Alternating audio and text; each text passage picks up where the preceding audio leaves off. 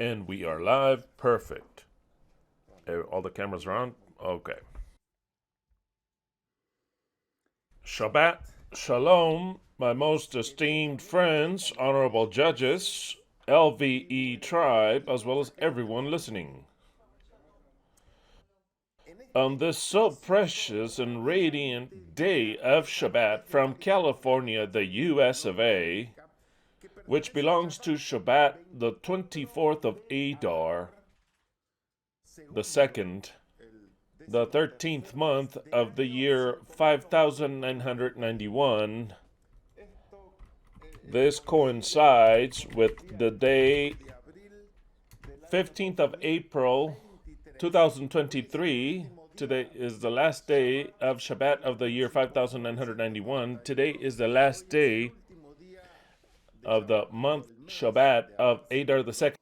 In the next Shabbat, we shall enter precisely into the new year 5992, in the new month, and also in the year of the Jubilee, and also the 1290 days will be fulfilled, which I highlighted here.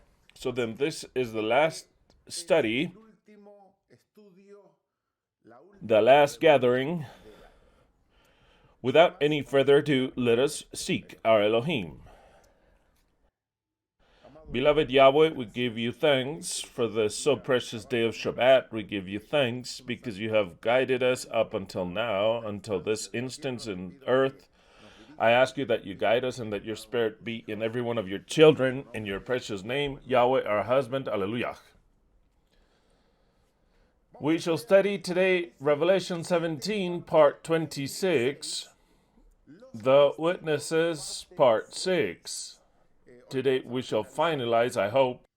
I don't want to make it way too long. We have a commitment today as a group somewhere else. So then today we shall, if we are able to conclude and finish the subject about the witnesses, something that has been long and extensive because it's the most extensive part of Revelation 11, detailed who are they, why, and everything that concerns the witnesses.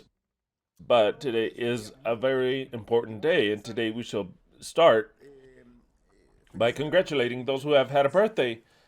Jair Uriel de la Rosa, the US of A, Claudia Elizabeth Aceves, Mexico, Elizabeth Hernandez, the Dominican Republic, Gamaliel Perez, Guatemala, Laura Gisela Quintero Montiel, Colombia, Sofia Ramos, Spain, Edwin Aguilera, El Salvador, Victoria Soy, Guatemala, Edwin Arturo, Guatemala, Jose Antonio Solano, the Dominican Republic. To each and every one of you, many congratulations, a great big hug on behalf of the Eternal Truth, and may it be your very last birthday under the government of Babylon. That is what we wish wholeheartedly. Very well. I'd like to remind you that we've got a free service on behalf of the Eternal Truth, a spectacular service, a service that helps you to regain the power over you. It's precisely the new Germanic medicine. It is the power of healing, and the power of healing, you have it. And we want to empower you. We want you to have the power. We do not live as marionettes in a world that they attack us. Invisible things, small and greater things, or genetically so, that we're vulnerable to taking and suffer certain sicknesses or whatever. We teach you to gain control and the power of what happens with your body, why those symptoms appear, and to understand the base, the secret of why they form, and also how to undo them. That service is free on behalf of Angelina Silva. Her Facebook account is below. You can write to her.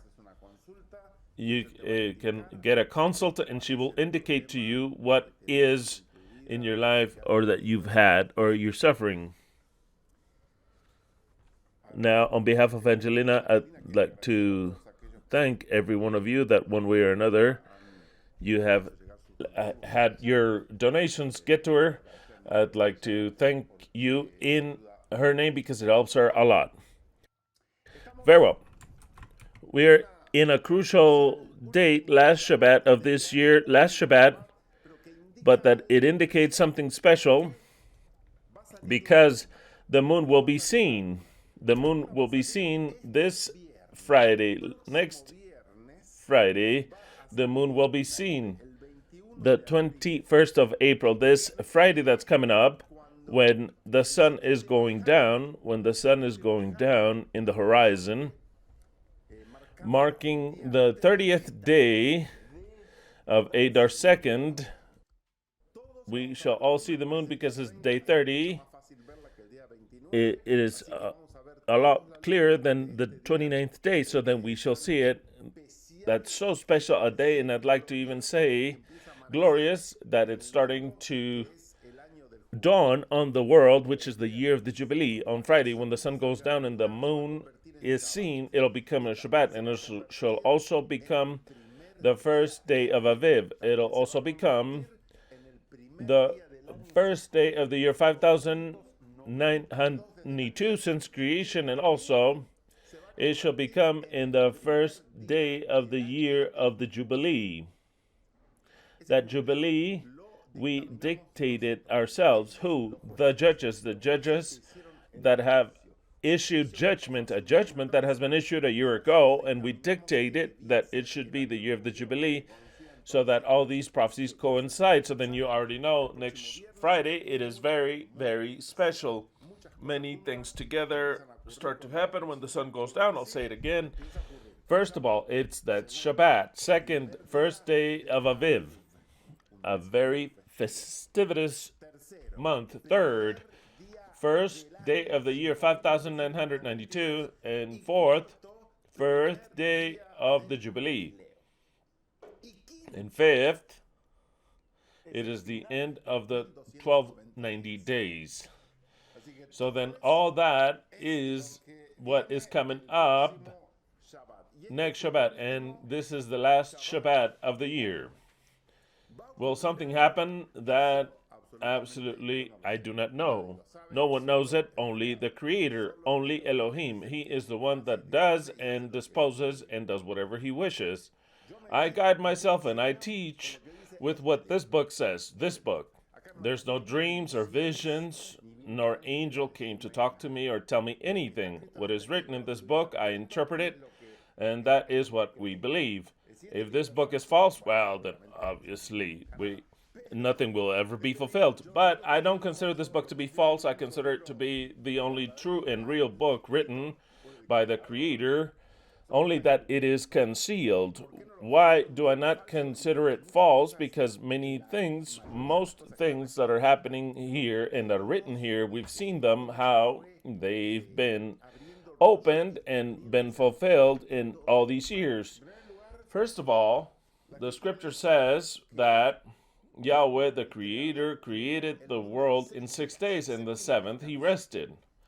What sense does it make for us to tell us how he created it? Did he do it in 6 days? Who knows? What did I say? Yeah, who knows? I didn't see it. Nobody of you saw it. None of you saw it. How do I know if it was 6 days or not? I guide myself by that prophecy. I take it more than a reality that could perfectly well could be, and I believe it, but there's possibilities that there isn't. There's a possibility that is all a parable to show us the creation in great strides, how this creation has 6 days, because afterwards, in other places of the scripture, we're told that for him, for the Creator, 1 day are 1,000 years. And why is he going to tell us that stupid thing? Because really for him, 1 day is 1 day. That's the way it is. Why is he going to tell us if for God 1 day are 1,000 years? That is only to give us the key to enter into a prophecy. Which one? That of the 6 days. Only that of the 6 days. So then, within those 6 days, he's telling us, notice that I am teaching you the history and the stages of this creation. So then I do not know whether Yahweh really created. I do not know. And if you want to criticize me for that, do whatever you want. But I really don't know whether Yahweh did this in 6 literal days. More than literacy, there is prophecy here. 6 days of creation, 1 day of rest, 6,000 years of creation. If you understand that this is still creation, then you say, wow, what Bereshit is talking about, what Genesis is talking about, is the prophecy that is in course, because it's 6 days of creation. If you see creation so far away, then it's no good for you. You don't not even to know that you were created in 6 days. It's no good. Now, if Yahweh created it literally in 6 days, and afterwards he teaches us that this, aside from the literal part, is a prophecy that takes up 6,000 years of creation, it is absolutely fantastic. That is what I believe in. I personally believe that it was literal, 6 days literal, and those literal 6 days are transferred to 6,000 literal years. So then there is something that is literal from creation, and a symbolism that goes to 6,000 years, also literal. In those 6,000 literal years, what had to happen is what is written in every day of the creation, but that is, in this day he created this, in the third day he created this, in the fourth day he created the lights, on the fourth day, and then the fifth day he made not the green plants. On the fifth day there was water, living beasts in the water, and on the sixth day, for the first time, it says, and he saw it, and it was all good. What was it that was so good? That he had created the beasts of the earth, and as the last one, as a crown of creation, created man, and from man he drew a woman. Why did he do everything in 1 day? Could he have done it all in 1 day? Of course, but did he have to do it in 6 days? No, obviously not. He had to do it in the specific order that he did it? No, because it has no logic whatsoever to create the plants on the third day that the plants need their source of energy, which is the sun. And if there's no sun, the plants die. The Jehovah's Witnesses don't believe in the literal creation. They believe in one of 1,000 days every day of creation. They fail brutally because he could not have created the plants on the third day, and they would have been there 1,000 years without a sun. That's impossible, absolutely impossible. So then the Jehovah's Witnesses are idiots. There's no other word to describe them. That's when they come to your door, you should tell them, go fuck off, and they'll never come back here, because I don't want to talk to you. I don't want to talk to you. I don't want you to teach me anything, because I know all of your doctrines. I don't want you to teach me anything. So then, they fail that the creation was literally done in 6,000 years. No. He did it in 6 days, but actually the sequence, the form, and everything that's related in every day is transferred to the 1,000 years of every day that are 6,000 years. So then, on the fourth day, do the lights appear? What are the lights? The sun, the moon, and the stars. They appear upon the earth. They don't appear over the earth. He created them to shine upon the earth. So then, the sun, the moon, and the stars, can they shine on something else? No, of course not. So then, all the globeheads, all the idiots out there, and all those that believe that we go around the sun in a heliocentric system, haven't the slightest idea of the biblical truth, and they can't understand anything, just like that, nothing, and their mind is closed, and they can't believe in anything. Designed by the Yahweh himself. Designed by Yahweh. He gives you from the tree of life of good and evil, of wisdom of good and evil is him. From him, both lies and the truth comes from him. Whether you like it or not, that's the way it is. If you don't understand that, you could never be a judge. That you're going to be a judge of whom? Of a being that he's all good and that he could never see evil. Then I disqualify you as a judge. A judge has to understand that he is the tree of science of good and evil. So then the science of evil, for example, heliocentrism, came from him. Is here, there it is. What do you want? Try everything. Eat of everything. What do you think is truth? What do you think is the truth? I offer to you everything here on this table. Here's the truth. Those who take the truth, those who use their fucking brain cells to think and not with the mind of Babylon, then I will put them aside because I like those. And to them I will tell them, and from everything that I've told you, you've chosen justice and abhorred wickedness. The wickedness that I offer the world, I also offered it to you. So then to you, I'll designate you as a God. That's why I will anoint you. That's why I will make you a Mashiach. In difference to everyone, the rest that aren't shit. Because they received what they wanted. So then, the Bible clearly says that we live in a world that's flat.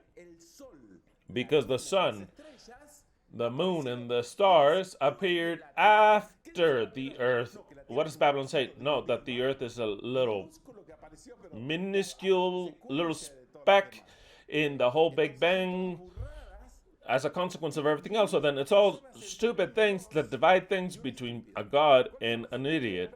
Which are the stupid idiots? The rest of the Goyim, the rest of the NPCs.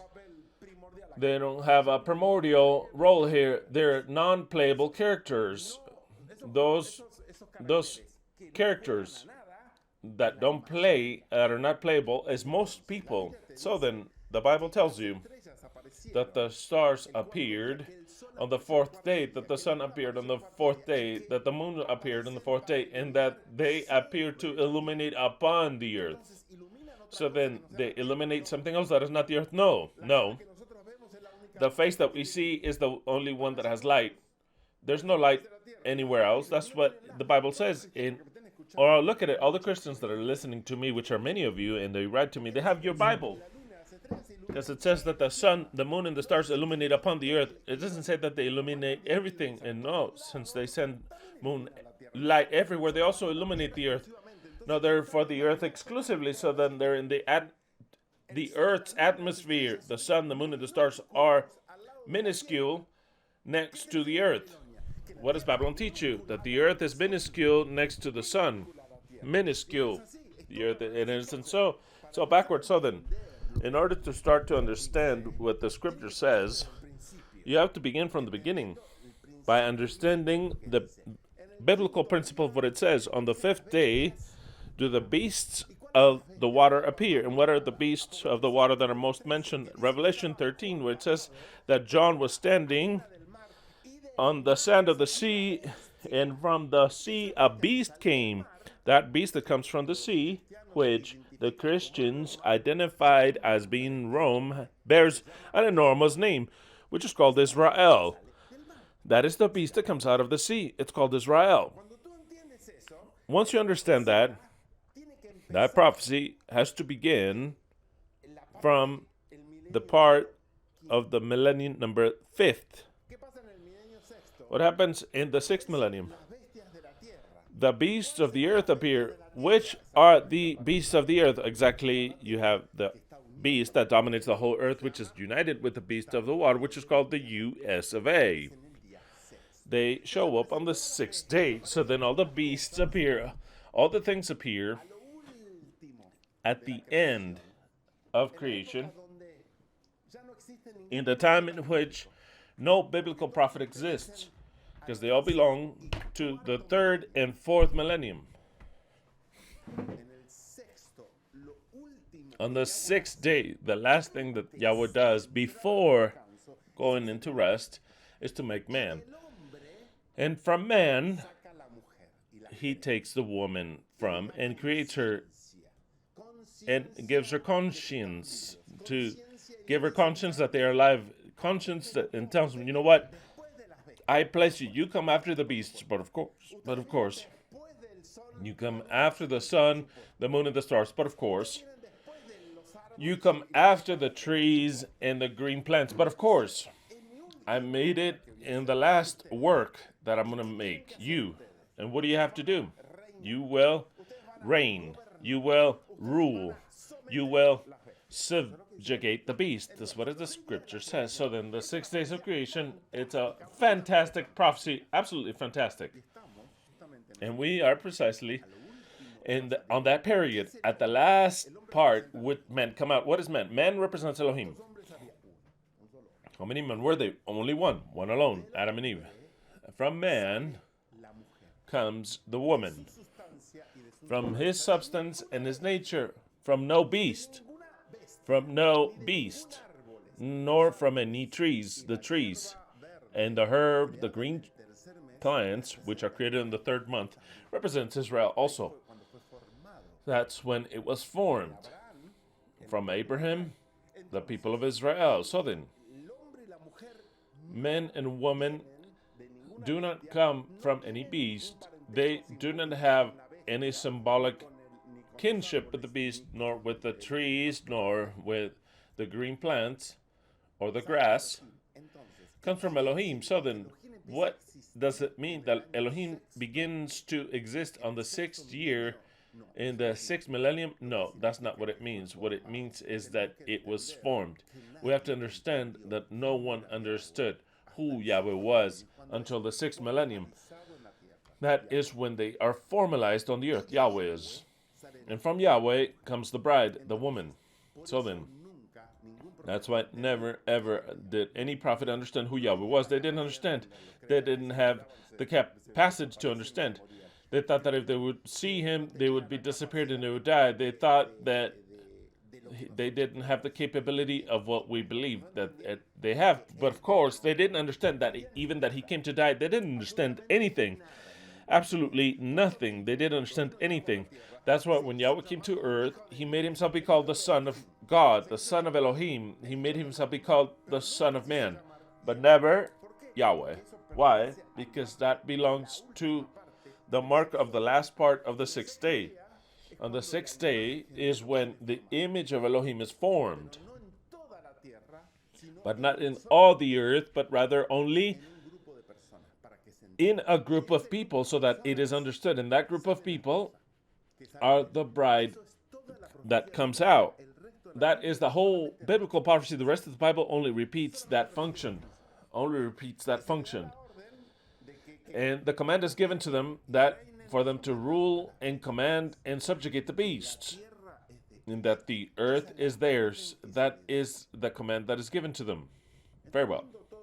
Having understood all that I've just said, if the earth was created 6,000 years ago, there is a point that is a key that we cannot pass over, which is the year 31. The year 31, that's why it is here as a cross, so that you understand it. Like a cross, the year 31, which is the death of Yahweh, under the name alias of Yeshua, the death of Yahweh, the death of the Creator.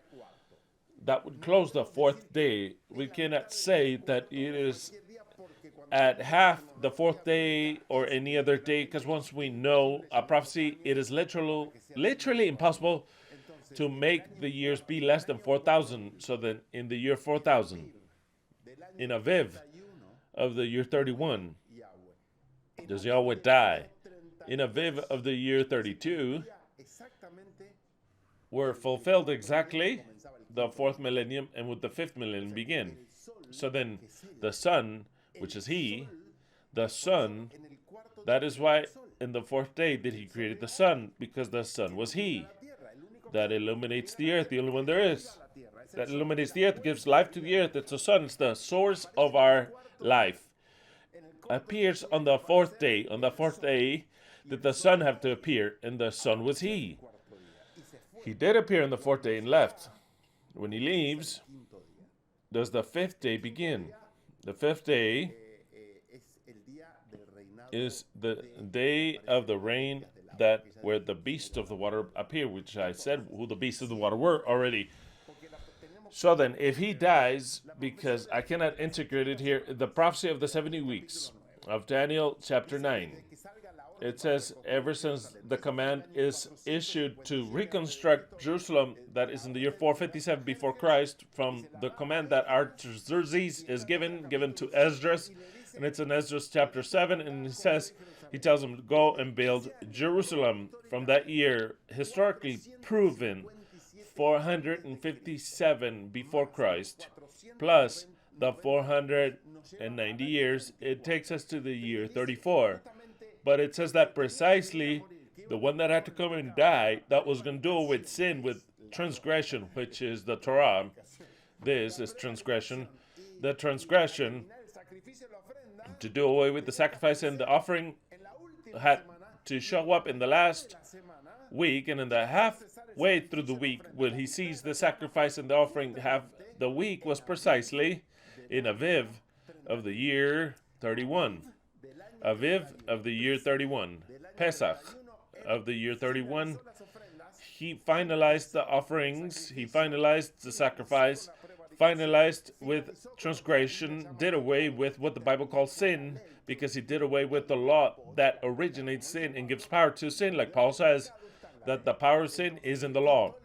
So then he took away the power from sin, and it disappeared. Wickedness exists and everything else, but not sin. Sin is the one that condemns you to an eternal death.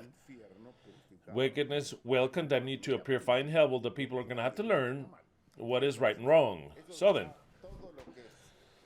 that is already, the whole group of the eternal truth understands that to perfection in the year 31 is when the sacrifice and the offering ends. In the year Aviv of the year 32 is when the fifth millennium begins.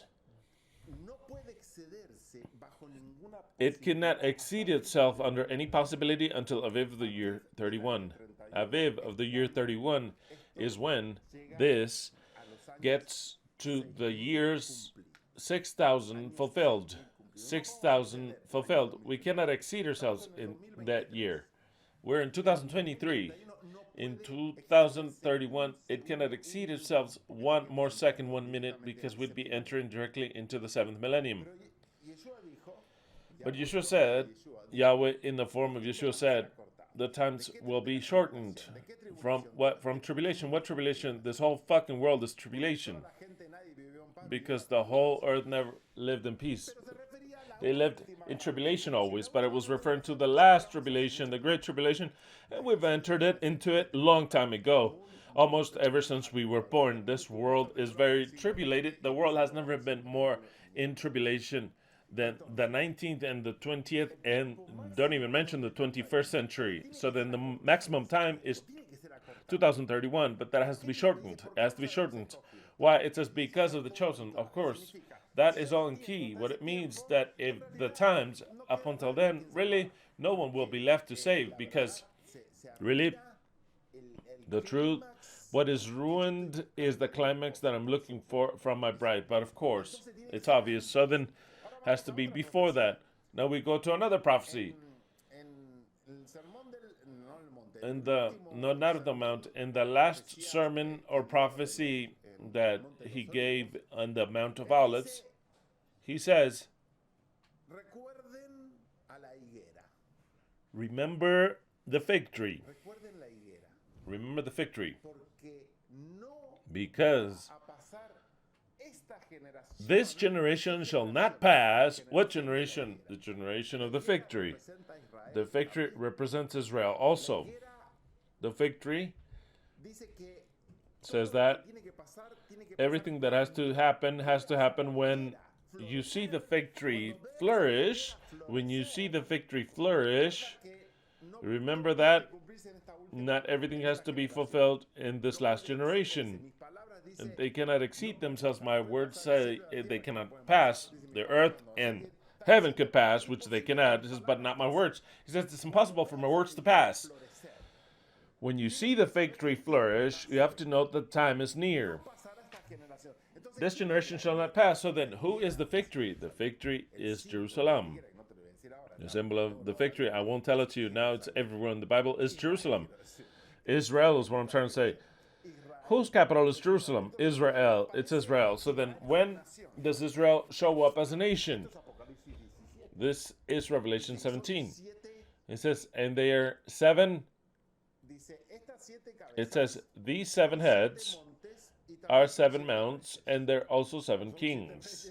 Or seven kings, and they're also seven mounts, where the woman sits, and they are seven kings. 5 of them have fallen, one is, and one has yet to come. And when he come, it is necessary that he last a short time. And this isn't the one that is not. It's also the 8th, but he has 7. But it's also the 8th. And why the 8th? Because there is one kingdom that dies, and it is reborn. What is that kingdom? It is Israel. It is the first head. So then, that kingdom, that victory, it could be related with Revelation 17, but of course, that victory had to show up and resurrect at some point in time. When does it appear? In the year 1948. That's where it shows up. It is formed as a visible nation. We have a visible victory planted. And it's an accursed victory because Yeshua cursed it. He cursed it. He says, you see this victory? I curse it. That victory is cursed. But their generation has to be fulfilled. The biblical generations are 70 years. That is a biblical generation. But we can extend it to 80. We could extend it to 80. Yes, because the more stubborn, the most hard to kill people are 80. And then from then they die. I think it's Psalms what? 80, whatever. Let's look it up. It says, this preacher, yeah, that's the way it is. Psalms 80 or 90. 90, I believe. Let's try 90. Psalms 90. Let's try Psalms 90. Psalms 90, 10. Exactly. The days of our age are 70 years. It is a definition, a biblical one. The days of our age are 70 years. Generation are 70 years. And if the stronger or the most hard to kill, the most stubborn are 80. With that and all, he says their fortress is tribulation and work, because they soon pass and we fly. Just like that, we fly and we fly. Very well. In the very same chapter, Psalms 94, it says, for 1,000 years before your hours are as the day of yesterday that passed. 1,000 years before your eyes, as the day of yesterday that passed. 1 year, 1,000 years for Yahweh. So then, if we respect the biblical concept, here we don't say, oh, an angel came, a vision, a dream, and Ellen G. White, and this prophet, that prophet, nothing. Nothing, just like that, nothing. The Bible exactly says one generation cannot pass, and the Bible is defined what one generation is, 70 years. But because of your hard-headedness and your stubbornness, you can get to 80 years. 80 years, very well. With that and all, with that takes, and when you take out of the concept that your grandma was 90 years old when she died, that's not biblical. It could be 100 years, I could care less. I'm not talking about how much a person can live. The Bible that tells us, the prophecies tells us the measuring. It says that the measuring of a man is 70 years. 70 years. And why? Because Adam was given 930 years. 930 years. And he died in what? Did he died at 930 years and didn't get as far as Methuselah. Because Elohim told him, you'll die on this day. On this day. If for Yahweh, aside from what is teaching, if for Yahweh 1 day is 1,000 years, he died on that day. And at 930, if I take 1,000 from that, 70 are left. Nothing is by chance. That remainder of 70 years of life, which was 1 day of life, is what we were given us, the rest of us. The 70 years that Adam needed to complete his life. So then, no matter if your grandma is 98 years old, that doesn't matter. What matters is what the Bible says, that for Yahweh, One generation are 70. And some, we could extend it to 80. So let's go to the fig tree. Let's go to the fig tree. The fig tree completed 70 years in the year 2018. That's their 70. This year it'll be 75. That fucking fig tree. 75 years. And it's even worse because it's spoiling the fig tree. It's like all the leaves are falling off on its own, and it doesn't give you shit for fruit. It is accursed, and I curse it. I curse the fig tree. I want to say the name so that it's not so explicit, and Zuckerberg doesn't have any problems, and all the fucking idiots from YouTube either. So then, that accursed fig tree, I curse it. I curse that fig tree. As long as the rest of the stupid heliocentric idiots, they bless the fig tree, and they say, I bless the fig tree, I curse the fig tree. And every judge of the eternal truth should curse that fig tree, because it's an accursed fig tree. They have placed their tentacles, great tentacles, they have placed them, everything that is here in the world. Politics, religion, art, science, economy. It is an octopus, that fig tree, that has invaded everything, absolutely everything. It ends in verga, which means dick in Spanish. All their names end in that, of that accursed fig tree. Yeshua cursed it, but I curse it with all my soul. Accursed art thou, fig tree, that you're dry, but from the root, completely from the root. Very well, Southern, that fig tree will be 75 years old this year. We've been past the 70. Fuck the 70. It says no, it'll last longer. Why? Because she is hard-headed. Yeah, it's hard-headed. I said it correctly, right? Yeah, it is hard-headed, right? Hard-headed. I was saying it in Italian. It's like testa in Italian, right? Like in Italian. It's a hard head. Hard testa. We say in Spanish, how do we say testa? No. Testaruda, right? It is hard-headed. It's wrong. Well, whatever. Forget about Italian. It's a fucking pain in the ass. You can hear that better, right? Okay, exactly. That is what the fig tree is, and it's already 75 years old, and already has my balls this big, because they want to explode with how I'm upset. I have this anger that I control it.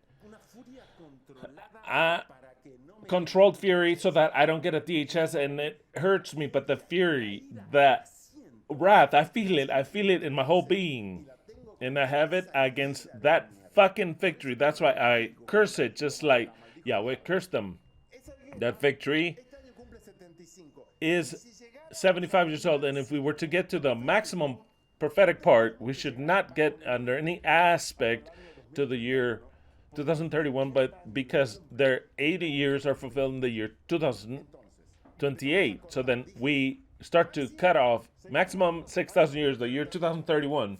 But we have to take into account the other prophecies that the Creator said. And the Creator said, when you see the fig tree, know that you're in the last generation. And my words are as firm as the earth, which is perfect. So then I create them. I don't have one fucking gram of mustard of faith. I have a ton of faith. That's what happens. With those idiots that Yeshua had. But of course, you have to have a little mustard seed of faith. They didn't believe in anything. If John the Baptist was the best of them all, and he said, is it this or do we wait for another? I have tons of faith, and I hope that you have the same fucking tons of faith, not a little grain. I don't want a little grain. I want all the faith. So then, it's already reduced from the year 2031 under no concept, if the words of Yahweh are true, and I believe them. Under no concept can we get to the year 2031. We have to get maximum to the year 2028, and we're in 2023. So then we'd have 5 years left maximum. Just like that, absolutely maximum now. If we add to that another prophetic line from what we live in, those are the words of Yeshua.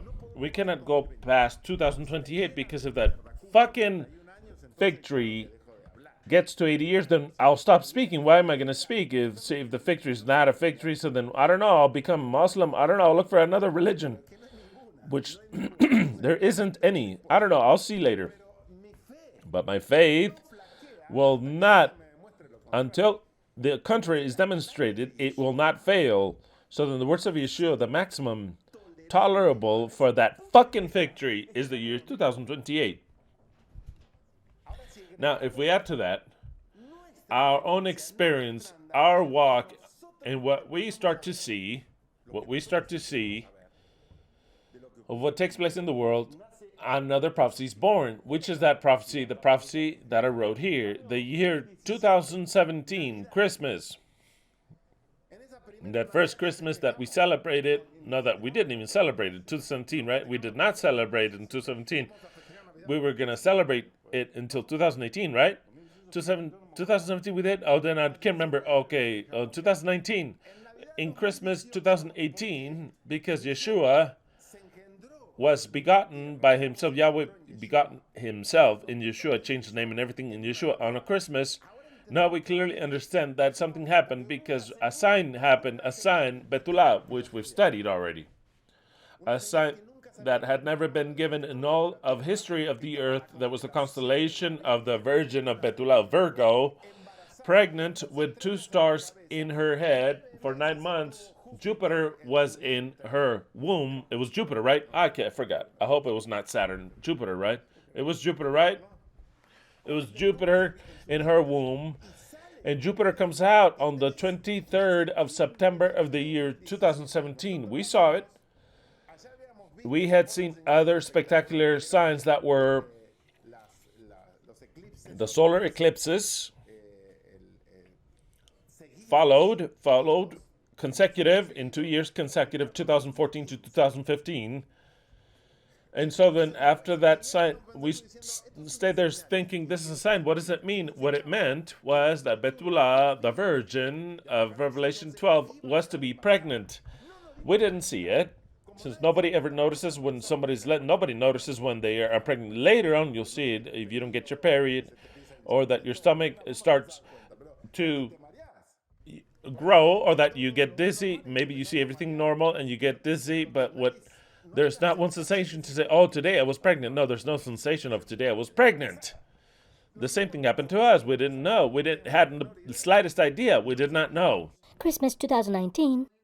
The first one? By that time, we already saw it as something that was okay. Do you remember how? Tell me, when did we celebrate it? The 2020. Okay, exactly. From 20 was when we celebrated Christmas. 2019, it's not that we saw it. Well, we didn't celebrate Christmas. We celebrated dinner. It was not Christmas. There's this fly that I hate as much as the fig tree that's bothering me here. So then we move on. In the year 2017, we saw the sign, September 23rd, to that sign end, and we said, what is this? I don't know. What is this? We did not know that we were going to be left pregnant from an understanding that would come afterwards, and afterwards it would be born, and then we would see it. In Christmas 2017, after having seen the sign, that's when we were left pregnant. 9 months later, was born something that we don't understand. We didn't understand exactly, not even the timing, in other words, the exact time of when we saw it. We did not also understand where it would take us. It was in Yom Kippur of the year 2018, which we learned something that transcends any message given on this earth. It's called the New Germanic Medicine.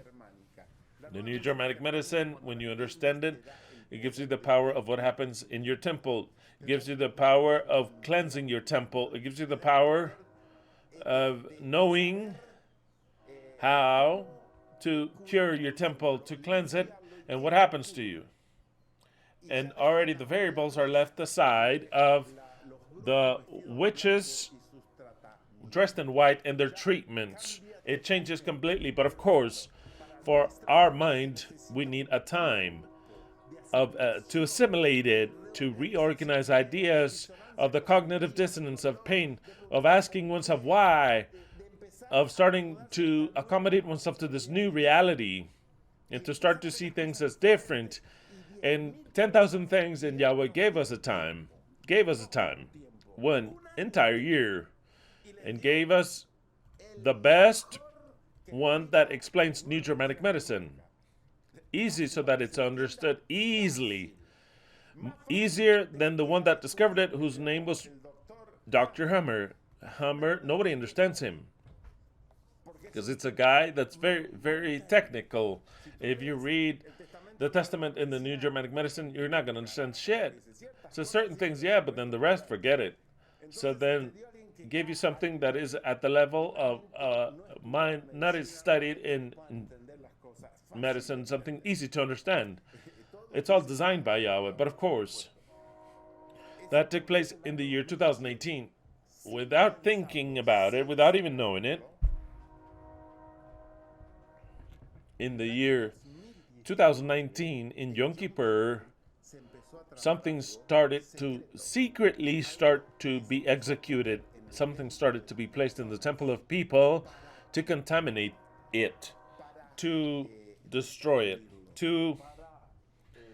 for it to be converted into an abomination that maketh desolate. The abomination that maketh desolate. When did this begin? Approximately when was placed in the doses against the colds. I don't even know how to mention it.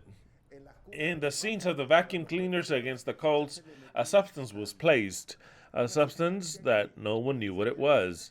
A substance that is very pernicious, and that's where it began, in silence. A couple months later, that in conjunction with the antennae of 5G and telephone industry, internally, certain symptoms started to be generated in people, and then what began was precisely what is called in the Bible the cup of wine 19. The cup of wine 19. Exactly, that is what it's called in medicine. And I don't want to mention it, but it sounds just like that, the cup of wine 19. When did it begin? Approximately in December. That is when I was going to say, hey, something's going on here. Why? Because that's something that was happening, was already starting before. When? When did it begin? It started precisely in Yom Kippur of the year 2019. Here's where the abomination that maketh desolate begins. The cup of wine 19. And here, what takes place is a prophetic time. Because the temple of the people was to be contaminated, not ours. Ours was being purified, and we didn't know it. It was being purified. And that happened in Yom Kippur 2018. Yahweh gave us a margin of 1 year to affirm us, establish us in what we were studying, whether it was going to be that way or somewhere other way. Give us a margin of time that was exact, so that everyone that wanted to learn, that desired to learn, that had to learn, was to cap and grasp that idea. And everybody that was a son of a bitch, part of the NPCs that fucked off and left, because a lot of people fucked off and left, either because I spoke with bad language, or where they said this isn't so, what he's teaching. I think in elsewhere there was a filter there. What do you call these? The type of filtering. Of course, let's call it, as a Christian would, a great shaking came. A great shaking. Then, of course, a lot fucked off and left. And I like that. I find that perfectly well. But there was a group. A group of chosen. A group of that we didn't even know what came in the future. That we affirmed ourselves in something that gave us a power that no one has. That the people don't have. I want you to understand today, at least today, the last day of this fucking year, that you, the eternal truth, gave you a power so great, so magnificent, that it is unpayable what the eternal truth has given you. So then, when one says, I don't give the tithes, you don't have the fucking idea of not even with tithes, not even paying your entire salary could you offer to the eternal truth. You can't offer anything except for your gratitude in the form in which you wish, in the form in which you desire. If you were telling me the tithe is no longer, then that's fine. Give a lot more than tithes in gratitude to the power that was given to you. A power was given you. If you're a fucking ungrateful person, you will not understand what is it that we gave you. We gave you the power, a power that I wish I had been born with that power, to have been born with that power, to have seen the world through the eyes of the new Germanic medicine, and we didn't see it. But the power that the eternal truth has given you to explain to you to a level that even a child understands, but it's the new Germanic medicine. It is an unpayable power, and Yahweh gave it to us, gave us the power, while the entire world was continued in lies, and they were going to do away with the scene of the vacuum cleaners, without having the minor possibility of understanding that nothing invisible appeared that could attack you. That you did not need to use any mask, that you didn't need to use any protection, and that not even that you have to wash your hands. A mind cannot understand it. Yesterday I went to the mail post office and I still saw people with fear in their eyes, with their eyes covered, just going to like them. The guy was like, because I went close to him, I have such inexplicable wrath. I have to calm it down. I have such a great wrath. If Elohim would give me this of power, of that victory would not be left anything. He says, hold on, I'm going to give you something, but hold on. I have such great wrath that you cannot even, I don't know if you ever in your fucking life have felt this, because maybe you don't feel it, you're more kicked back, but I have such a wrath that if Yahweh would give me power, this would be a tribulation, but of the fucking mother, like it's never been imagined, because the wrath, that fury runs through my veins. I have to calm it down, calm it in a way, as if to say, we're in the time of peace. We have to go like this, zen, what I feel inside of mine. The guy was walking against me, and when he saw me, I wasn't going to move aside. He had his mask, and he got to the side with fear in his eye. And I said, how do I place in that mind that is protecting themselves by something that does not exist, that has never existed, and that to chop it off, he has terror? It's impossible. Just like that, it is impossible. Not even by a good account or a bad account. It's impossible. Just like with your mom, did you convince your mom? No. You cannot. They don't even hear you. They don't listen to you. This whole world is cooked. Yahweh gave us the power. Look at the difference there is. It was so incredible that right in the moment in which they announced precisely that this would... Right, that. Yeah, don't say it. Okay, so we would jump up with joy saying this is a lie. But of course, and he even announced it. There wasn't any doubt, and I always told you from the very first subject you can look up, and what I had to upload again because they took our account. I said it's a lie. And I would repeat it to them. It's a lie. From the very moment, I had to wait to understand it from the second that it was appeared. Why? Because we had power. So then the difference of anyone, whichever they might be, that understands and believes the Germanic medicine with one that doesn't understand this is to be a god, and it is to be a stupid worm. That's the difference there is. To already understand Germanic medicine makes you be a god, because you are the god of your temple. If you do not understand Germanic medicine, you are a worshiper of the witches, because the god of the temple are they. They are the ones that are going to say what you have. They're the ones that are going to give you the treatment and give you the pharmakeia. And you're going to kneel before them. They're going to make you all types of analysis and analyze you through every orifice you have, or else they'll penetrate you where you don't have an orifice. They'll insert into you whatever they want, because you are their slave. So then, who is the God they are? When you know Germanic medicine, who is the God of your temple? You. That is the difference there is. That the eternal truth has made you a God, an actual one. An actual God. And we're in the year 2018. And up until this very day, Brian still sees how people are dropping like flies. Before him, they have suddenness before Brian, because the suddenness are everywhere. Not just that. I don't want to mention, but heart problems. Our neighbors. Right, our neighbors. Wow. I don't want to mention because I don't want them to take this video edit off, because I'm going to get even more wrath than what I have. But all the problems that you see on the street. See how many colleges are now saying that it was false and everything. Already, the voices start to say there's a problem here. But now they start to say that there's a problem. We said that there was a problem since the year 2019. We said it. There's a great problem here. Exactly. In 2023. And now certain clowns, they start to notice that there is a problem, but it's well inside. It's well inside, and it is folded or doubled or folded 3 times inside of them. What is inside of them? The abomination that maketh desolate. Who put it in there? Pharmakeia did, your God. That's it. It's over. We don't have it inside.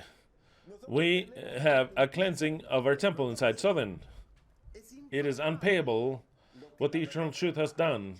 It is unpayable in the timing, in the time that it had to be fulfilled. 2018, an entire year, 2018, the abomination that maketh desolate begins. Everything begins here. From here, it says, ever since it is placed or imposed on the abomination that maketh desolate, there shall be 1290 days. Those 1290 days arrive exactly up until Friday. That's coming up within 6 days. Next Friday. Blessed and happy is he that waiteth and arriveth at 1335 days. The 1335 days will be on June 5th, 2017. What does that mean? I don't know. To tell the truth, I don't know. This is what I see. I am still understanding that I am the God of my temple, and I don't want any witch or to give me any shit that he wants to give me and to shove his poisonous products. I don't want any of that. So then I'm here and I'm seeing the effect that the abomination that maketh desolate has made. The millions that have died and those that will die because they have the temple contaminated. And there is no solution that we can see as possible. They have the temple contaminated. Why? Because they're idiots. Because they are oxes, NPCs.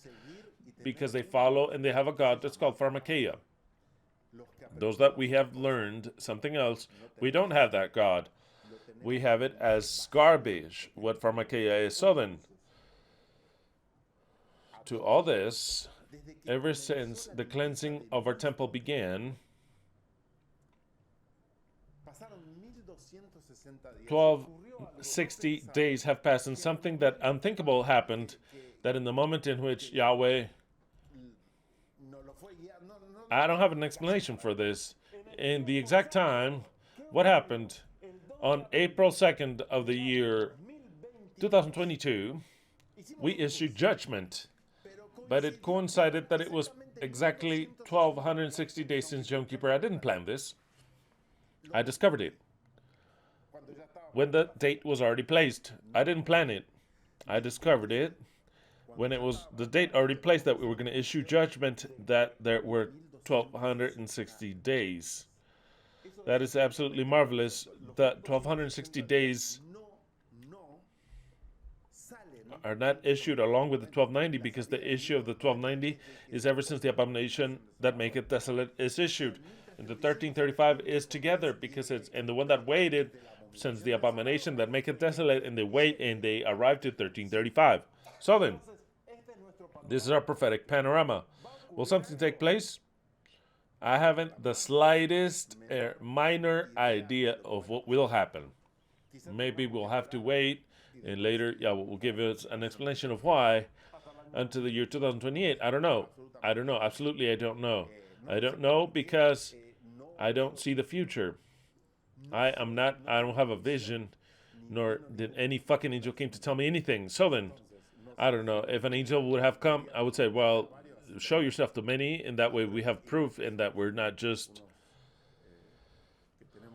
people that have a constellation of craziness, and we see things that do not exist. So then, precisely, we wait for Babylon to fall. You should start to feel the wrath, the sacred wrath, and the fury that the Lamb has to have. Another title that I don't like, but we have to use it because the Bible uses the Lamb has a fury and a wrath. That's why the Bible talks about the fury of God. What is the wrath of God? The wrath of God is not to say, well, today we're going to divide things. No.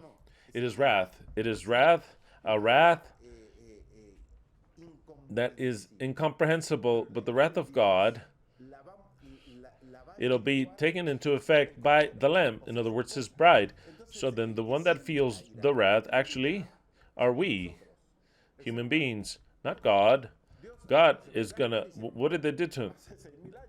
6,000 years ago, he should have been enraged.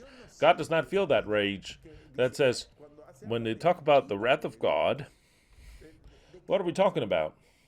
About some guy that is not in this world and he's looking outward? No, the wrath of those that are playing here. That is the wrath of those of us that are here.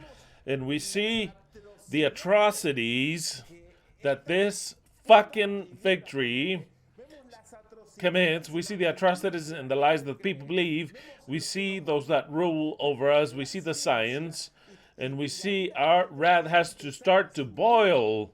But to start to feel that wrath, that is the wrath of God. That has to start to run through your veins. That you'll never have it by listening to that fucking music like reggaeton, that dog shit music. That music does not produce wrath. It does not produce wrath. It produces for you to be an NPC, just like the rest. Because that music, reggaeton, and the whole fucking dog shit music you listen to, that music is to convert you into an NPC. It doesn't produce wrath. You have to have a wrath, and that's a divine wrath. Very well, where are we? And would it be a good idea to recommend that video about Bad Bunny made by Nicolas, remember? I haven't watched it yet. Nicolas Moraz made a video of Bad Bunny. I have to watch it. And also of Lama. What a son of a bitch. That Hindu son of a bitch. Oh, how nauseous are the Hindu people. Well,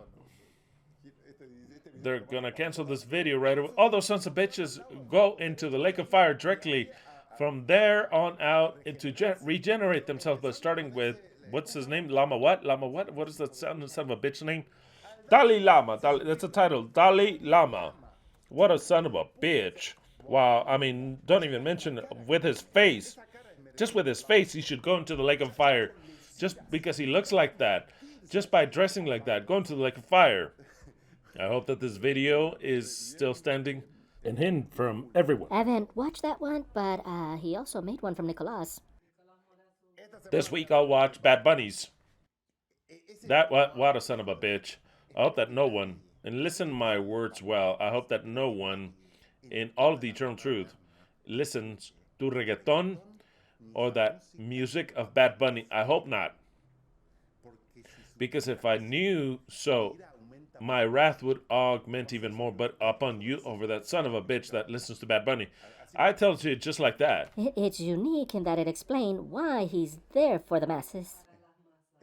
Watch it. I haven't seen it. Leslie recommends it. When I saw it, that Nicholas published it, I said, to watch this guy, I hate him already. I don't need to watch this. If you make me 10 guys and one is Bad Bunny, I wouldn't recognize him because I don't even want to see the guy. That music It's not even. It's nowhere in the map. It's so nauseous. Wrath, a divine wrath. I, I cannot even identify the guy, so that they don't say this guy watched the video. If you showed me a video of him, I can't even remember it because bad things I delete them. That is nauseous. All that fucking Latin music, I hate it. Just like, so don't come at me that you listen to that, because I'll cut you away from my court. Look at what I'm telling you. I'll cut you away. How I would like to have been a soccer director. I had many professions. I wanted to be a doctor. I wanted to be a cop. And the other one, aside from being a rocker, I wanted to have a heavy metal band, very heavy. Nothing, just like zero. I was just, no, it's not the moment. I'm going to give you a voice to sing, and you're going to sing spectacular subjects, but for now, not with music, without any music. But another one of the professions that I wanted to be, and a desire to be, was a soccer technician. Because there are some that are intelligent, and there's others that are dog shit. To be a soccer technician, not of soccer, is that you have to learn is someone that knows how to speak. If I see a coach that does not know how to speak, he's dog shit. You have to know how to speak, and for it to get to the player clearly with the necessary potency. That's why I saw that the coaches that Boca had, which is the one that I like, Boca Junior, whether you like it or not, I could give a fuck. Boca Juniors is my club, and I would watch the technicians. They had poor guys. Ibarra, that just left. Ibarra played soccer well, but to speak in the press conference is like, no, what? I can't understand a fucking word that comes from your mouth. And then the players, you have to control them. It doesn't matter the stars you have. That's why I criticize so much Messi. I criticize him so much because Messi didn't do anything in the World Cups that we lost. Why did he do a lot more things? Because of the coach. Look, if Messi shines, it's because of the coach. No one else. The coach is the artist that makes the players shine. That is absolutely clear. That's why Messi could not achieve any title for Argentina before. But it's all about the technician. How does he make the players? How can a player not run? What do you mean he just run? That's why they're paying you and fortunes in order for you to not run. You son of a bitch! You know how many people want to play in your place? How I would like to have been a soccer coach. I hate the ones that go backwards. I hate people that go backwards. I have an idea of soccer. If I were a coach, I'd be brilliant. Don't talk to me about Bengal, that idiot. I'd be brilliant because I have an idea of how soccer should be played. Soccer should be played. Wow. And a group of idiots, let's say a group of idiots, I make them good players. And if I have brilliant players, I'll make them champions. Just like that. I'll make them champions. Why? Because it is the coach. You are the result of how brilliant you are because of the coach. If there were a coach, a different one here, let's say some atomic idiot like Cesar Ivan, where the fuck is going to kid you? Some coach like him. Tell me. Any coach, you can mention one after another. That is the coach. Where the fuck is he going to take you? He's going to take you to failure. To failure. On the other hand, this coach will make you gain the World Cup, the eternal one. And it's the work of the coach. It's not the players, it's the coach. It is the coach that makes them shine. Learn that. That's why I'd be such a great soccer coach. What the fuck are we talking about today? Oh, about the witnesses we were talking about. But this is so important. It is the last subject of the year. The last one. What will take place next Shabbat? I haven't the least idea what the fuck next Shabbat will happen. But I hope to see. It's not that this Shabbat, but during the course of this Jubilee, the fall of Babylon. If it doesn't take place, then it doesn't take place. That's what I'm waiting for. Do I have faith? I have tons of faith. Tons of faith. When Yeshua told the disciples, if you were to have faith as a little grain of mustard, you would tell this mount, go and cast yourself into the sea. It does say that, right? What do all the pastors say? That have you ever heard? That is applied to us. If we had a little grain of faith, then that mount, which are the problems in your life, you would make them disappear. The text does not say that. You could apply it like that if you want to, but that's not what the text says. The text says, look, guys, if you were to have faith as big as the grain of a mustard seed, which you don't, neither of you have that, as he tells his disciples, because you're just NPCs. I'm not going to say, I'll continue to speak to you in parables. If you were to have one grain of faith, you will say to this mount, what's it say? This mount. I'll repeat it again. What's he say? This mount. It doesn't say some mount, maybe some mount in your life, maybe another mount. It says this mount. Which is this mount? It was Jerusalem. That was the mount. A mount represents, what did I tell you? A kingdom. A kingdom. You can replace the word mount by kingdom. You would tell this kingdom of Israel, cast yourself into the sea and drown, you son of a bitch. But if you had one grain of faith, but the disciples didn't have one grain of faith. They had a dog shit of anything. They had caca in their mouth. They had kilos of shit of caca. Because they, instead of telling the mountain, cast yourself into the sea and drown, what did they say? Let's go to the temple to worship. Let's go and give sacrifice. Let's continue on with circumcision. Let's continue on with all the rites of purification in the temple. Because they did not have any faith, zero faith. Yeshua again repeats. He tells us, do you have a grain of faith? No, I have tons of faith. Let's start with that. So then, if you were to have at least one grain, you would say this mount, what mount? That mount, son of a bitch, that's already 75 years old. That dog shit mount that's 75 years old of fecal matter that's rotten. Tell that mount, cast yourself into the sea, and I tell that mount, son of a bitch, accursed art thou, fig tree, accursed art thou, mount. Unroot yourself from where you are and cast yourself into the sea. You have 6 days left. Cast yourself into the sea because your kingdom is over. Cast yourself into the sea. And if you were to have faith, you would say the same thing. In counterposition to all the fucking Christians say, blessed be that mount. Blessed art thou, O fig tree. Blessed art thou, O Jerusalem. That it could be. It could say that. Blessed art thou, Jerusalem. We say, you dog shit mount, you mountain of feces, cast yourself into the sea. And I have faith. I have lots of faith. Let's see if Yeshua does the same thing. The question is, do you have faith? Do you say the same thing? Do you accompany me in that feeling? Okay, then this week, tell that dog shit mount, cast yourself into the sea. And an angel says he took a rock, right, a mount. It says, like a rock from the mill, he says, and cast it where? Into the sea. Because that is the symbol, he cast it into the sea. And what? What did the angel say? That is how, well, Babylon shall fall.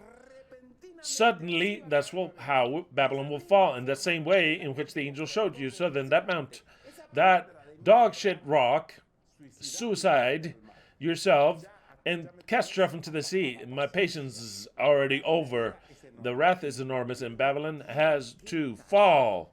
That is what Yeshua said. If you had, but you don't have faith. You love this mountain. You later are going to end up showing to me within some hours and say, look how magnificent is that magnificent of the temple. What a beautiful mountain. You don't have dog shit mountain. You don't have faith. You have no faith.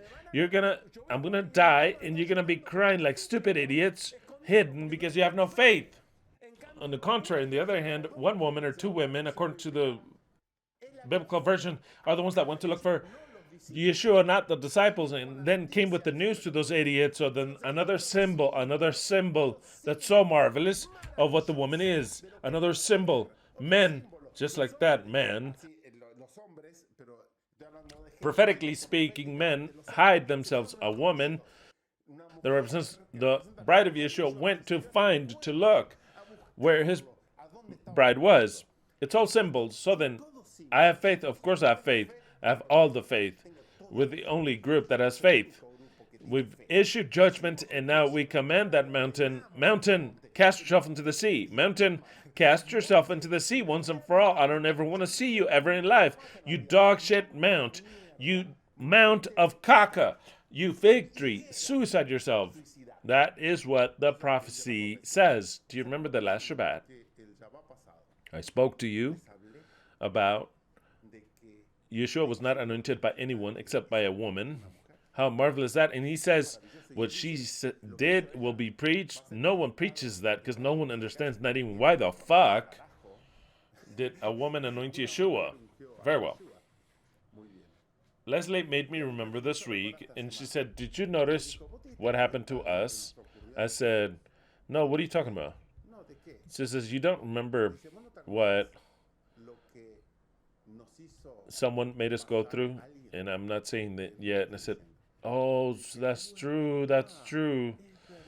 But I had forgotten it, and I remembered it, kind of like another situation. Says, no. It says, it doesn't matter what, no matter what. This is more than just a symbol. Look at what happens. In the year 2000, it was 2008 or 2007, no, 2007. The year 2007, I had begun to speak in certain groups. I would go and speak in certain groups. I would go, and the people start to listen to me, right? The message, I already had it as an Adventist. The message that I was already understanding, the time was nigh. So then a woman came to our home. The woman's name was, I think she's still alive, unless you tell me otherwise. Her name is Noemi Montalvo. What's the other last name? Noemi Paez Montalvo. I think Paez is when she was married, and then she left it. Montalva. Noemi Montalva. Noemi Montalva is a lady that today is 90 years old. She should be 90 years old if she's alive. Yeah, many times I've spoken about her. That lady, Naomi, has the study of what the Adventist Church considers to be as a pastor. Since before, they would not give them the title of a pastor, but also like a biblical instructor. To women that were pastors, since they had a theology degree, they would call her a biblical instructor. And if the Adventist organization would contract you to work, they would give you a salary that was not as high as that of a pastor. It was a little less, but it was that of a biblical instructor. But as a biblical instructor and being a pastor, a theology licensee, she had a very respectable virtue. Naomi was the one that one day struck in a ghetto in Santa Ana, California, very close to where Disneyland is. In California, Disney is in Anaheim, and close to Anaheim is part of Santa Ana. The city of Santa Ana is very close to that. That is where Leslie was born. Very close to Disney. That's where Leslie was born. Her parents were Catholic, and one day she struck a lady, and the Adventist message was brought, and Naomi gave studies to Leslie's mom, and she decided to go and live and to separate herself from her husband, but she kept the Adventist religion. But of course, I've told this many times. This lady, Noemi Montalvo, the very same lady, we have certain relations later. She came at me with stories, some guy that had heard a voice, things that did not take place, but I always was a lot of respect for her, not just respect, I had love for her.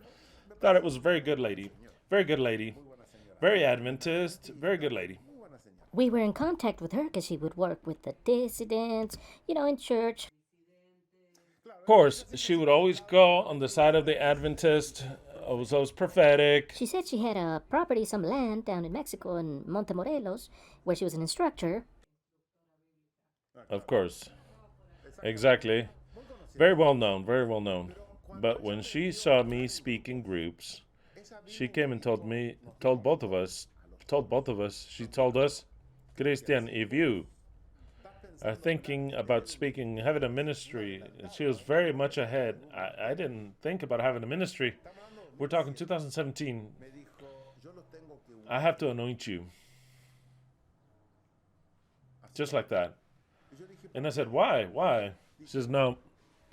I have the power of anointing. I have anointed pastors. And if you initiate a ministry, I have to anoint you. That's what she said. So then she came alone here at home. She came with olive. She said she had to use olive oil. I don't know if she brought it or asked me. I think in my memory is that she brought it. She wanted to be extra virgin olive oil. Or asked me and said, if you don't have that, you have to go and buy it. Whatever it might be, made us kneel there, precisely in that corner next to the door, made us kneel. And so then she poured oil on our heads. It was deleted from my mind, and it's a magnificent story. Both Leslie and I, both of us, she put oil on our heads, and placed their hands up upon both of us. Notice the detail. It was not just to me alone. And says, I have to anoint you as a couple, and placed the hands over us. We knelt and made a prayer and a dedication unto God, the God that I believed, the God that she believed in. It was the God that the Adventist Church taught, and it was the one that was understood from there. You could say, that is worthless. If that was a stupid Adventist, then it's also worthless, the one that came to anoint Yeshua. Did she have a title of anything which she recognized? No. It's unknown. Some say that she was a prostitute. Others say that doesn't matter. But it was just whatever, just a whatever person. And nobody, if that was valid, then it was absolutely valid. The anointment that Naomi placed upon us, because I believed it, Leslie believed it, and she herself anointed us, to both of us at the same time, with olive oil, and that was left recorded. What's magnificent is that we initiated the ministry anointed by an authority that it was of our same faith, and a woman anointed, and that's the greatest thing I want you to understand. Being able to anoint some guy, some pastor gambetta, who knows who? No, a woman. A woman. See, it's not that we just tell you things because we make them up for them to coincide.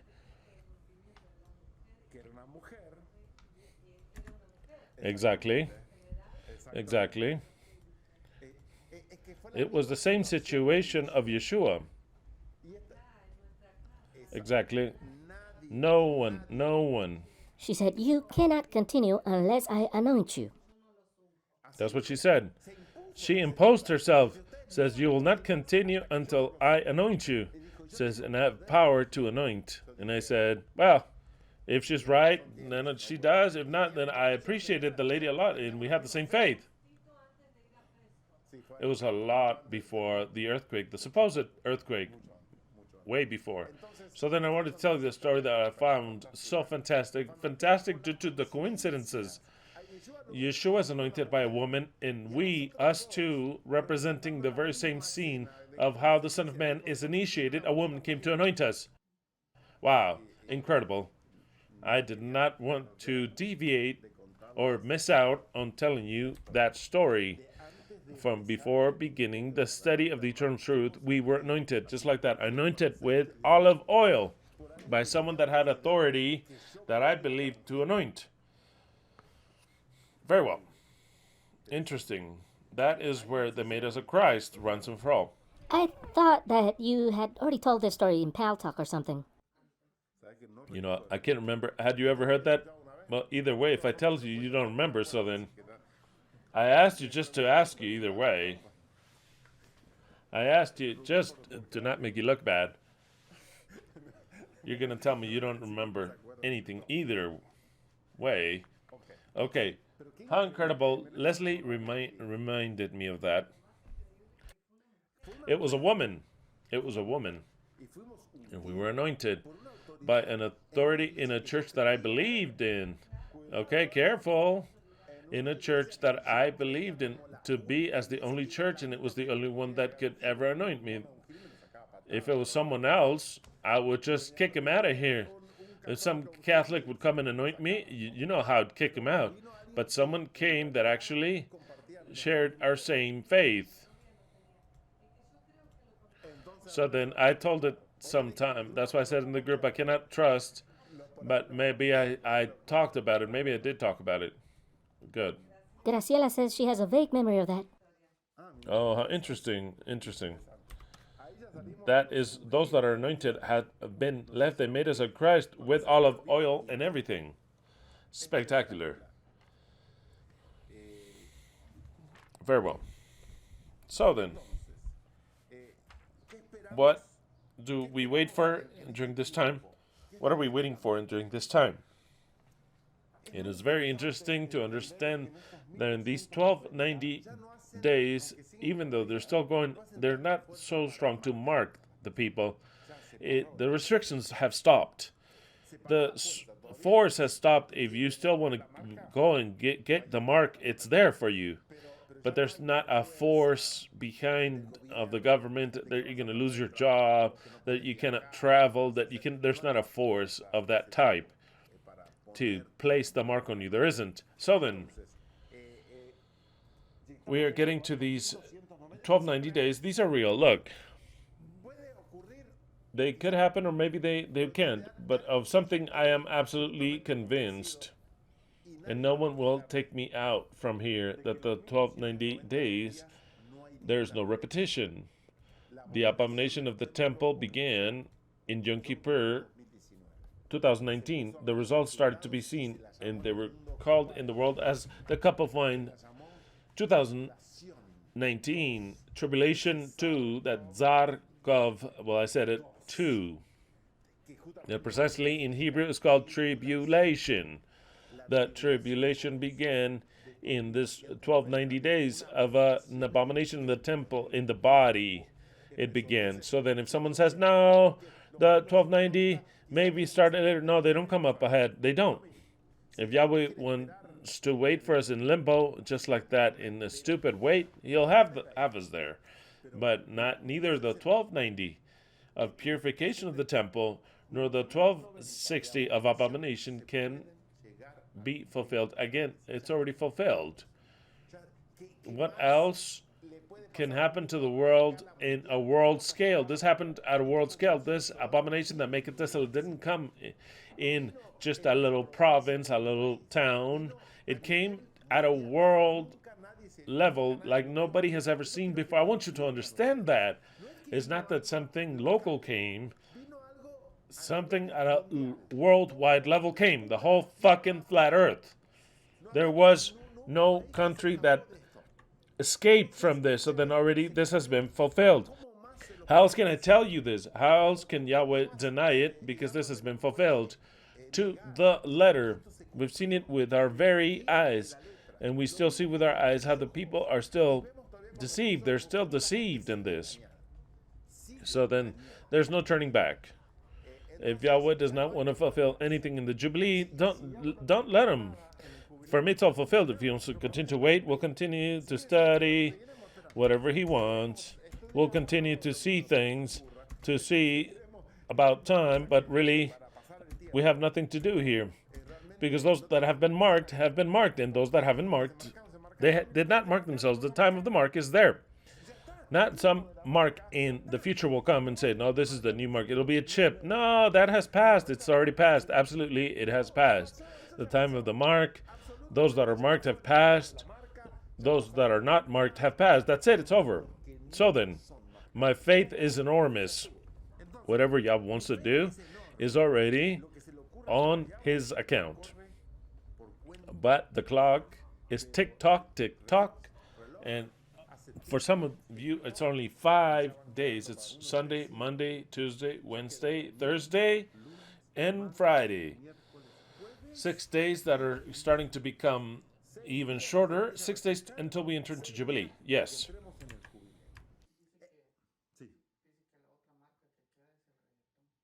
The other mark to take away from is reggaeton. And you have, some of you have that even to the bone, you have to take it out. That is the mark because of a beast. You're a beast. There's the mark of the beast and the mark because you are a beast. The beast in that case are you. You listen to reggaeton, you are marked like a beast. Not by the beast, but because you're a beast. Because you listen to that dog shit music. That dog shit music. And even more if you like Bad Bunny. Even more if you like Bad Bunny. Okay, maybe next week. Already we've received the order and we start to send the second batch of the rings. We'll see how this week turns out. Everyone that wants to have the ring, write to me. It's $200. No matter if you don't have the money right now, later you see how you'll pay for it. It's already in a commitment to obtain the money. You ask Elohim for it, and that's it. It's over. But I believe that every person of the eternal truth would be beautiful if I had the money to be able to give it to every one of you. I would give it to all of you, and that's it. It's over. But the thing is that it has its cost, and at least we're covering the costs of the cost. So then, if you have not ordered your ring, which is some are asking me, I've told it to 20 times. It's $200. If you give me something for shipping, you give it to me, and if not, then whatever. If you want to, if you don't want to, $200 for the shipment. The shipment is such a whole problem. It's so expensive. I have to send it certified. So then we commend it in Yahweh's hand. If it gets lost, then it gets lost. We just send it regular, common, or else it's too much problem. If you have the ring, don't think about it anymore. Just order the ring, and then later you see how you'll pay for the $200. That's it. It's over. That's how I see it, at least. Very well.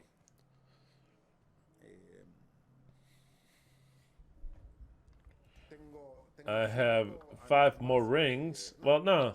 Many people have given away rings. I want to say that. And those rings that they've given away, I am already giving them away. I don't want to mention who publicly I give them to, because other people say, why did you give them to them and not me? Of course, not either, not who they come from, both things, because or else some people are going to feel, oh, he chose that person and I'm worse than that person. That's what happens. That's what happens. So then that is not the concept. And to those that I give them the ring as a gift, don't say thanks, how great that we got it, but don't say thanks, we got this free, because there's always in certain people the envy is woken up. Why not me? Why did they give it to them and not to me? I decide that, and that's it. It's over. But those that receive the ring that's free, then don't say anything. Act as if you paid for it. Don't say anything. Another thing, when you receive the ring, get pictures. Zeneca, you send pictures to me. Publish the pictures you got in the Eternal Truth, the official group. It's pretty. I don't know if she didn't see it. I published the pictures. You sent them to me. They're precious, but only I saw them. Publish them in the Eternal Truth or on your timeline, and that's where you share it. They're precious. One. Zeneca is another one that got the ring. The rest are still waiting for it. As soon as you got it, take pictures and put them up in the LVE official and in your timeline also. It's beautiful to have the ring. It's spectacular. Very well. Moving on. So then, all of you already know it's time to go and look for the moon. I wanted to speak shortly today. So then, I don't know if I should advance into the subject today, because today I want to tell you that the activity that we have, Nelson bought a house some time ago, and he moved already some time ago. And so then he invited all of us here to the house that is like an hour and 15 minutes north of California, close to here, but like an hour on the freeway away from here. And so then he invited us. We're going to eat some barbecue, and we're going to all eat there. We're going to inaugurate the house. We're going to have a blessing upon that house. He invited us, so then We have a feast there in the house of Rabbi Snelson, exactly. Rabbi Snelson, the house of Belen in Audrey. So then we all go there, and I wasn't thinking about making it too long because Nelson to make barbecues, like if I were to tell him that Mexico is a champion of the world, as if Guatemala were to get to the World Cup. Right, of course, it's impossible. It's as impossible as Guatemala to go into the World Cup, or that Mexico's a champion, or for Mexico to play well soccer. I mean, it's impossible. It's impossible. It's as impossible as that. So then, for Nelson to make the barbecue, no, we have the meat. We take the meat and we make the meat. Last time that he made, Rabbi Schneerson made a barbecue, he says he placed the meat and he went to watch TV. And we came back, it was all burnt. That's the way of his barbecue. So that no. He invites us, he pays for everything, but we take the meat, we do everything, and we eat it there. So then we have to go to the house of Rabbi. It's kind of like another word. It's what do you call that? I forgot. Yeshiva. It's a yeshiva. It's a yeshiva. It's a house of study, a yeshiva. Let's go to the yeshiva of Rabbi Schneerson. He bought himself a new yeshiva. Very well. So then, I don't know if I should give you today's subject because, tell the truth, we're just going to go over it a little bit because I've spoken to you a lot enough. Today is the closing of a cycle for me. For me, it's the close of a cycle. For me, is the closing of the power of Babylon. From my point of view, in these last 6 days, it's the last 6 days in which Babylon is ruling. From the point in which the Jubilee begins, the servant has to return the lands to the owner, the prince, because the servant receives the land, but for just one period of time. They're not of his forever. On the other hand, the son receives them forever. That is what we studied in Ezekiel, and so then. In my point of view, fervorously so I await, not from this Sabbath on. It'd be great, but no, I'm not going to think that it's from the Sabbath. But in this following year, at some point in time, for us to start to see the stupendous fall of that fucking mound called fig tree, for it to start to slide fall trepidously into the sea. And I'm speaking about everything that Babylon makes up. I am talking about Jerusalem entirely. In other words, Germany, from Jerusalem, Germany, USA, Russia, Jerusalem, Russia, and England. It's Jerusalem. So then the fall of Germany, and Germany would be kind of like everything that goes to Europe along with England, the US of A, and Russia, that power. And how will that happen? I don't know. But we are giving the command. If you have faith, you give the command with me. Command, mount. You dog shit mount. Cast yourself into the sea, and that is the command that I give. And that I have a lot of faith. Yeshua said, with just a grain of faith, if this is fulfilled, only for us I give that phrase. Because for the rest of the Christians, it's impossible. What mount is going to be moved and cast itself into the sea? It makes no sense. In fact, you're never going to tell a literal mount. It's a kingdom. You understand that? But I want you to have comprehended today's phrase. Yeshua, looking over, sitting in Jerusalem, looking at his disciples, he tells them, look, guys, if you had faith, you would tell this mount, this kingdom, cast yourself into the sea. Of course, the rest didn't understand what he was saying, but we do understand it clearly so. And we that have faith, a lot more than just a grain of mustard seed, just a lot more than just a grain. And what do we have to have faith in? That Yeshua is Yahweh. That Yahweh is only one being. And from that sole being comes wisdom, both good and evil. That there's no Satan. That all the wickedness comes from him, as also justice and kindness, and everything that's good comes from him. It puts it all on the table for you to choose. Those who choose what is right are a special group. Those who choose what's incorrect, which is most, are the other group that's special, which are specially to go to the lake of fire. The special group are anointed as kings. The woman will anoint the rest, because there's a group that will accompany them, the two witnesses. They will be anointed by the woman. Notice, who would anoint those two witnesses? The woman, because the witnesses are not really anointed. The witnesses are those who do a job that's unique for Yahweh, which is to speak to those from outside. But we have a special task.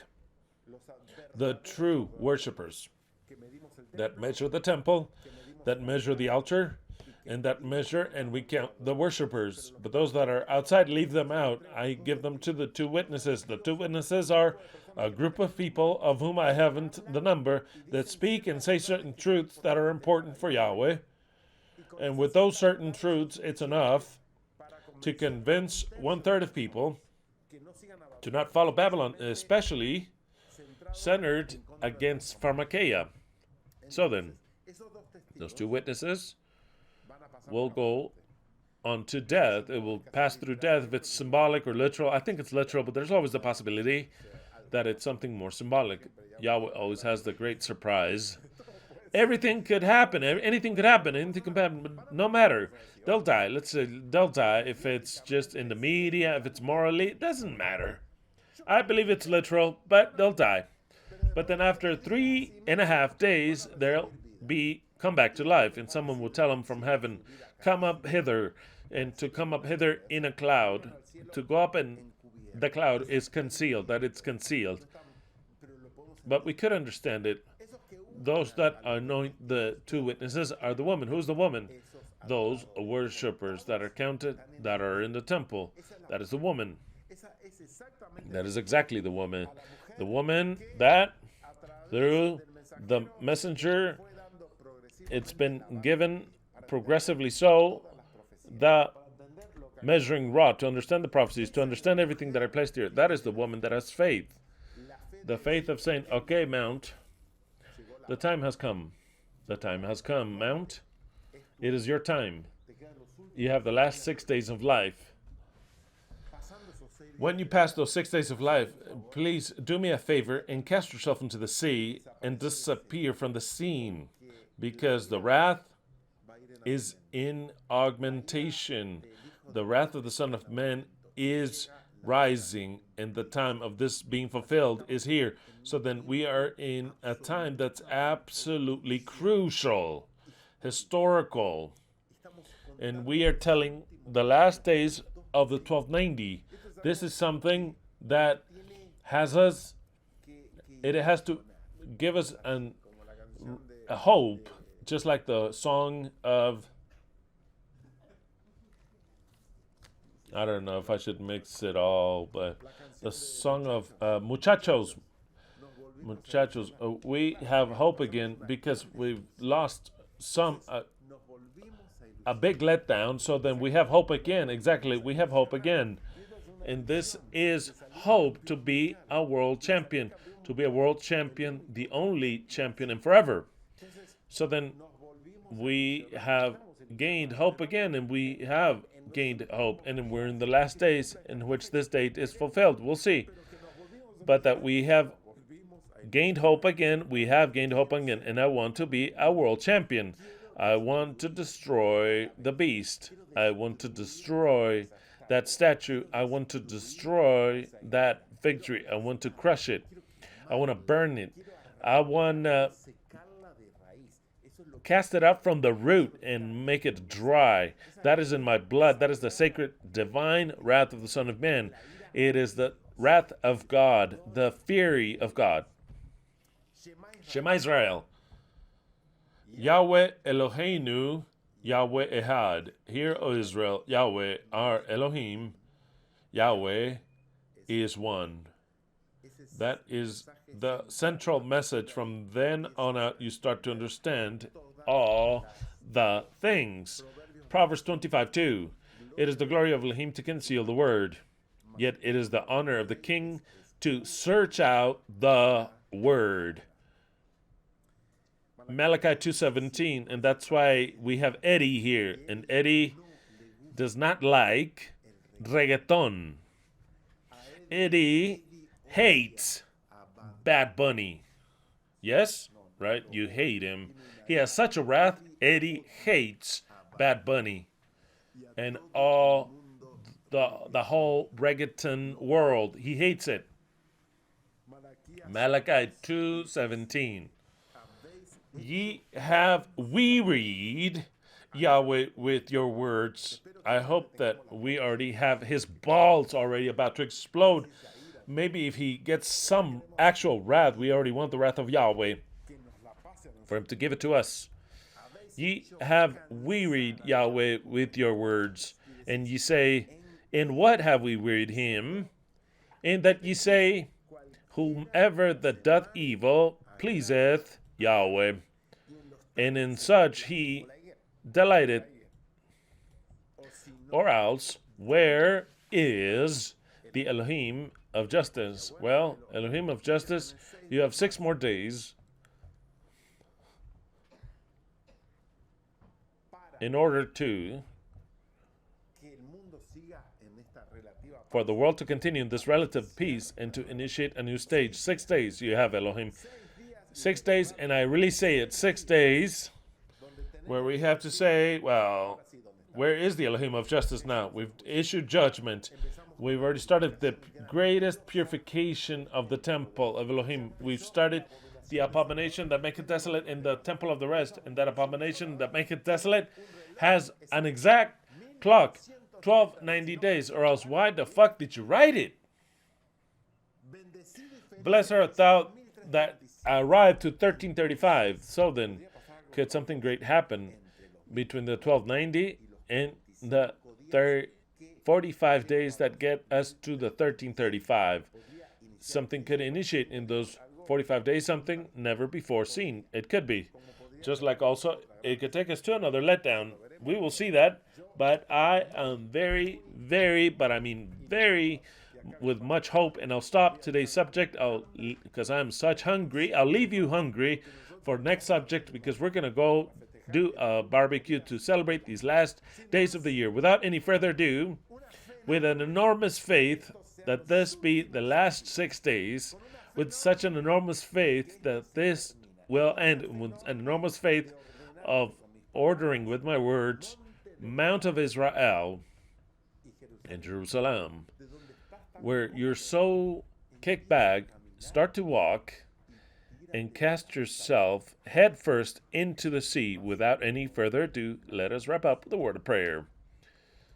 Beloved Yahweh, we give you thanks because you give us the power of understanding and purifying this temple, because you have made us gods, because you have made us understand that we need to command that mountain to cast itself out from where it's at and to cast itself into the sea. Before your eyes, we've given the command because we have more than a grain of salt. We have tons of mustard of faith, lots of faith, in that your faith is true, in that the fig tree is already 75 years old, and that mount, a cursed mount,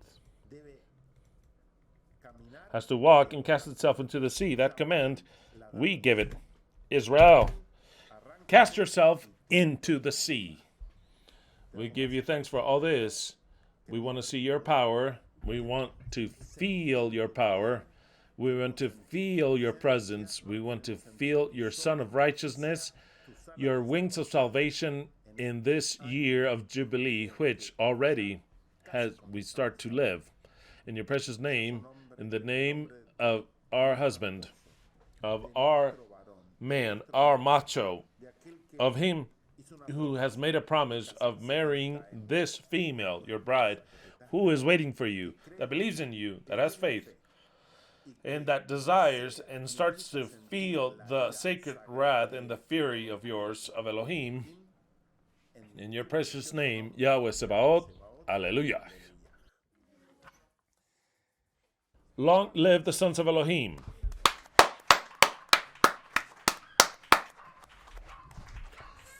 May Semper Five. Let the laurels be eternal, that we knew how to achieve, crowned with glory. Let us live. Alleluia to every one of you, and a very happy new year and jubilee. And we dictate these last few days that are left, and the next year, and the next jubilee, in the first day of Adar, and in the first day of the year, in the year 1290, we shall start to see. Alleluia to every one of you.